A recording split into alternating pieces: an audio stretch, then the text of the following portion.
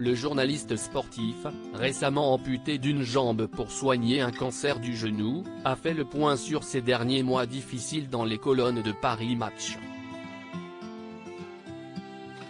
Il montre une vitalité hors du commun. Son moteur, la certitude qu'après la maladie il doit y avoir une vie. Il revient de loin. Mathieu Lartaud, le journaliste et commentateur de France Télévisions, passionné de rugby, vient de s'offrir une traversée de l'enfer. Il y a quelques mois, il a annoncé se mettre en retrait afin de soigner une récidive du cancer du genou qu'il avait frappé à la veille de ses 18 ans. Ce dernier avait déjà empêché le journaliste de faire carrière dans l'Ovalie. Cette fois, explique-t-il dans les colonnes de Paris Match, le sarcome était 6 fois plus gros que le premier. J'ai eu de la chance, la chimiothérapie a pu réduire la taille de la tumeur et me permettre d'avoir une amputation plus basse. On a gagné 2 cm. Pour l'appareillage et le confort de marche ce n'est pas négligeable. Ce second round contre la maladie, Mathieu Lartaud s'était préparé à ce qu'il lui coûte sa jambe. Il a accueilli la décision de sa chirurgienne sans colère, à la surprise de cette dernière. Lui avait déjà fait le chemin intellectuellement.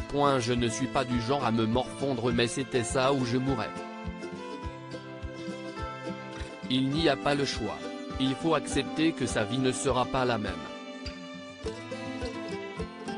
Je ne suis pas du genre à me morfondre. Physiquement si est très exigeant ce que je vis. Il fallait que mon cerveau soit prêt à mener cette rééducation.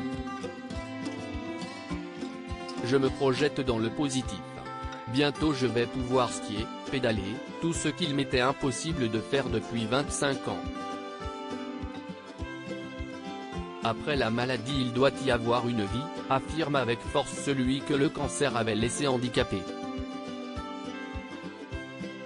Ça ne se voyait pas à la télévision. Je suis un homme tronc, mais je pouvais difficilement plier le genou, ma jambe était atrophiée, elle faisait 4 cm de moins que l'autre. Je compensais beaucoup, j'avais mal au dos. Je savais qu'un jour j'allais repasser sur le billard. Ma prothèse avait une durée de vie limitée.